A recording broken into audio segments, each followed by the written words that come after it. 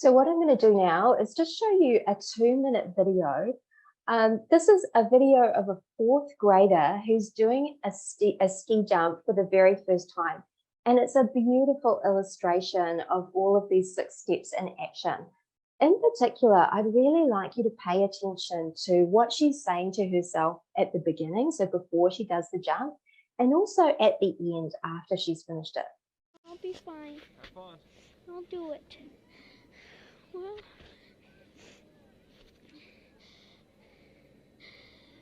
here goes something, I guess. Oh, okay, you can do this. I'm gonna jump.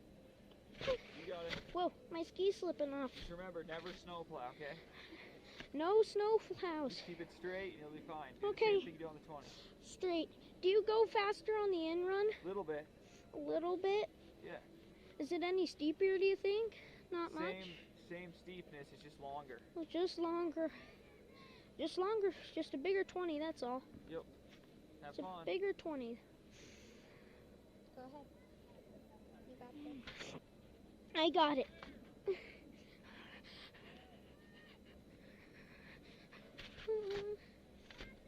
It's fine. You'll be fine. Okay. Here The longer you wait, you'll be more scared. I go.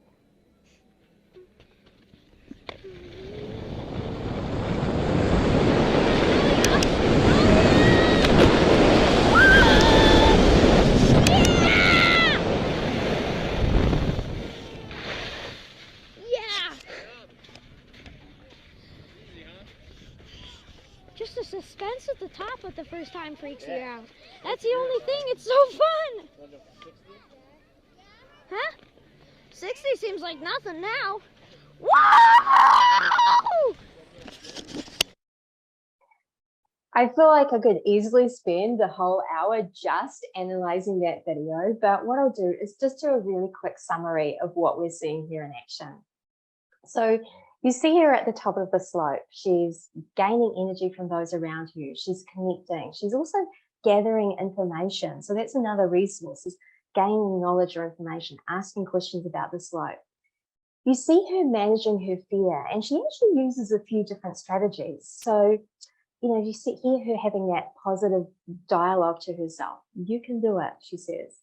You see her using knowledge as a structure for creating certainty. So that can help manage fear as well.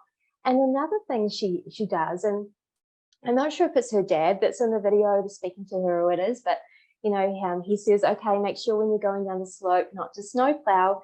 And she a little playfully and jokingly sort of says back to him, okay, no snowplow. So she's using humor to manage her fear as well. And humor can be a really powerful antidote for fear. So once she's clear, she gets clear on what she wants to do and how she's going to do it, she fully commits. And it's really interesting because when she makes the commitment, you almost hear her take a little bit of an inhale and her voice drops an octave as that commitment really sinks into her body. And then she takes her first step and she goes down the slide and she starts to celebrate actually before she gets to the bottom. So you hear her getting excited just as she sees the end in sight. And then she starts to connect with the people around her at the bottom. She starts to retell her story. And that's a really important part of that celebrating process.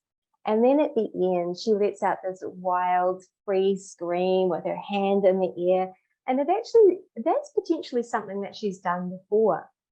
You often see people in sports do the same thing. In coaching, we call that an anchor.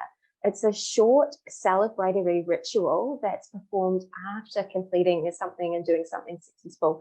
And it's a really powerful way to lock in a success mindset. And then you see her reinvesting in her future success. And she does this by reframing things for herself at the end. She says, 60 seems like nothing now.